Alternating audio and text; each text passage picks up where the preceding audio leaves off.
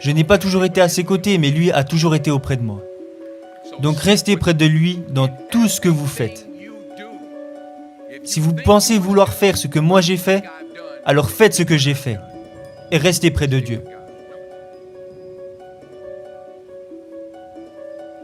Le 27 mars 1975, elle m'a dit « Mon garçon, tu vas voyager à travers le monde et tu vas parler à des millions de personnes. » Aujourd'hui est le début du reste de votre vie. Et ça peut être assez effrayant. Un nouveau monde s'ouvre à vous, un monde difficile, mais vous ne vivez qu'une fois. Donc faites ce qui vous passionne.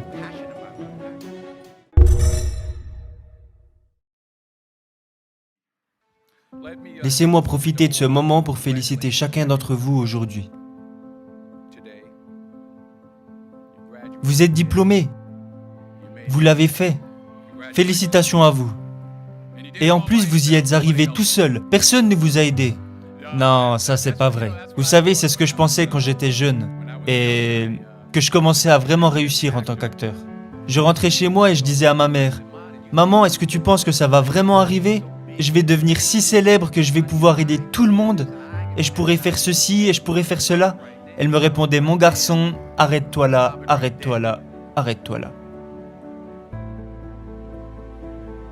Elle me disait, « Si tu savais le nombre de personnes qui ont prié pour toi, le nombre de groupes de prière qu'elle a rassemblés, le nombre d'habits de prière qu'elle m'a donnés, le nombre de fois qu'elle m'a aspergé avec de l'eau bénite. » Et elle m'a dit, « Ah, tu as tout fait toi-même ? Alors je vais te dire ce que tu vas pouvoir faire par toi-même. Tu peux sortir prendre un linge et aller nettoyer les vitres. Ça, tu vas pouvoir le faire par toi-même. » Superstar.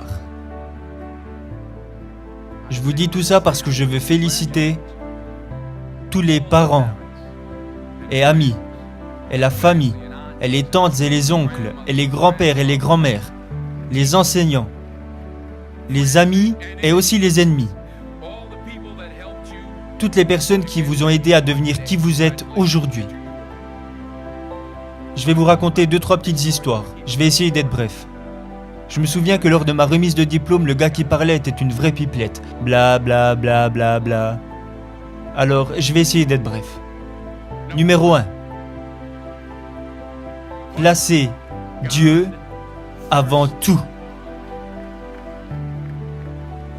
Placez Dieu avant tout dans tout ce que vous faites. Toutes les choses que vous pensez voir en moi, tout ce que j'ai accompli, tout ce que vous croyez que j'ai quelques trucs, ouais. Tout ce que je possède est dû à la grâce de Dieu. Comprenez ceci. C'est un cadeau. Il y a 40 ans, le 27 mars 1975. Ça fait pile 40 ans depuis mars dernier. J'ai été expulsé de l'université avec une moyenne de 1,7. J'espère qu'aucun d'entre vous peut s'identifier à ça. J'avais 1,7 de moyenne générale. J'étais assis dans le salon de beauté de ma mère. Ah d'ailleurs, on appelle encore ça un salon de beauté ? Ah ok, dans un institut de beauté. J'étais assis dans l'institut de beauté de ma mère et je regardais dans le miroir. Et je regardais derrière moi et il y avait une dame sous le sèche-cheveux. Et à chaque fois que je regardais dans le miroir pour la regarder, elle me regardait. Elle me regardait droit dans les yeux. Je ne savais même pas qui c'était. J'étais assis tranquille et là, elle a dit « Donnez-moi un stylo, donnez-moi un stylo. J'ai une prophétie. » Le 27 mars 1975, elle m'a dit « Mon garçon, tu vas voyager à travers le monde et tu vas parler à des millions de personnes. » À ce moment-là, je venais de me faire expulser de l'université. Je ne savais pas quoi faire, je pensais rejoindre l'armée et cette femme me disait que j'allais voyager dans le monde entier et que j'allais parler à des millions de personnes. Mais j'ai voyagé à travers le monde et j'ai parlé à des millions de personnes.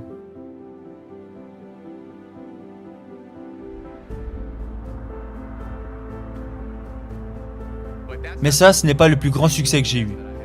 La chose la plus importante est que ce qu'elle a dit ce jour-là est resté gravé en moi depuis.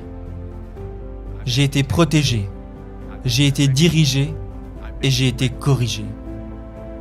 J'ai gardé Dieu dans ma vie et il m'a gardé humble.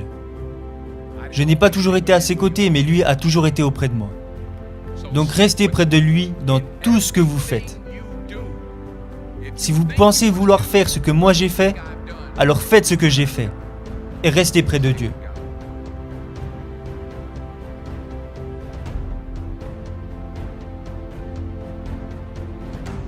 Numéro 2. Échouez grand. C'est exact. Échouez grand. Aujourd'hui est le début du reste de votre vie. Et ça peut être assez effrayant. Un nouveau monde s'ouvre à vous, un monde difficile. Mais vous ne vivez qu'une fois. Donc faites ce qui vous passionne. Prenez des risques. Professionnellement. N'ayez pas peur d'échouer. Il y a un vieux test de QI avec 9 points. Et le but est de relier tous les points sans lever le stylo. Et le seul moyen d'y arriver est de sortir du cadre. Alors n'ayez pas peur de sortir du cadre. N'ayez pas peur de penser hors du cadre. N'ayez pas peur d'échouer grand, ni de rêver grand. Mais souvenez-vous que les rêves sans objectif ne sont que des rêves. Et ils vous apporteront automatiquement de la déception. Alors ayez des rêves, mais ayez aussi des objectifs. Des objectifs de vie, des objectifs annuels, des objectifs mensuels, des objectifs quotidiens. J'essaye de me fixer des objectifs tous les jours. Parfois, c'est juste de réussir à ne pas insulter quelqu'un. Des choses simples. Mais ayez des objectifs. Et comprenez que pour atteindre ces objectifs, vous devrez être discipliné et régulier. Pour atteindre vos objectifs, vous devrez être discipliné, ce que vous êtes déjà, et être régulier, tous les jours, pas seulement tous les mardis et manquer les jours suivants. Vous devrez travailler là-dessus, tous les jours. Vous devrez planifier, tous les jours. Il y a un adage qui dit qu'on ne planifie pas pour échouer, nous échouons à planifier. Travailler dur, ça fonctionne. Travailler très dur, c'est ce que les gens qui réussissent font.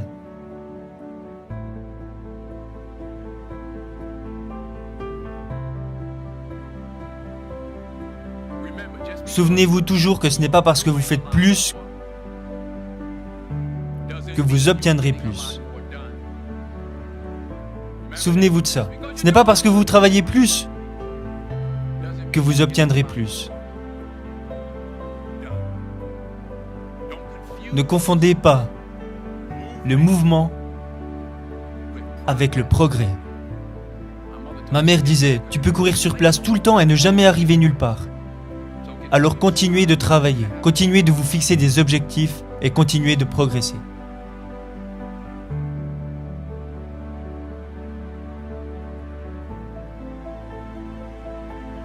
Numéro 3. Vous ne verrez jamais un camion de déménagement derrière un corbillard. Je vais le redire. Vous ne verrez jamais un camion de déménagement derrière un corbillard. Je me fous de savoir combien d'argent vous gagnez. Vous ne l'emporterez pas avec vous. Les Égyptiens ont essayé. Et ils se sont fait voler. C'est tout ce qu'ils ont gagné. Vous ne l'emporterez pas avec vous. Alors ce n'est pas combien vous gagnez qui compte. C'est ce que vous faites avec ce que vous avez. On a tous des talents différents. Certains d'entre vous seront docteurs ou avocats, alors que d'autres seront scientifiques ou infirmiers, ou professeurs. Ok. Ou pasteurs. La chose la plus égoïste que vous pouvez faire dans ce monde, c'est d'aider quelqu'un. Parce que la gratification, le bien-être que ça vous apporte, ce sentiment indescriptible que je ressens en aidant les autres, il n'y a rien de mieux que ça. Enfin, peut-être un ou deux trucs, mais... En fait, non, il n'y a rien de mieux que ça. Ni les bijoux, les grosses maisons, ni les voitures. C'est une joie, et c'est là où se situe le bonheur. En aidant les autres, c'est ça le vrai succès. Aider les autres.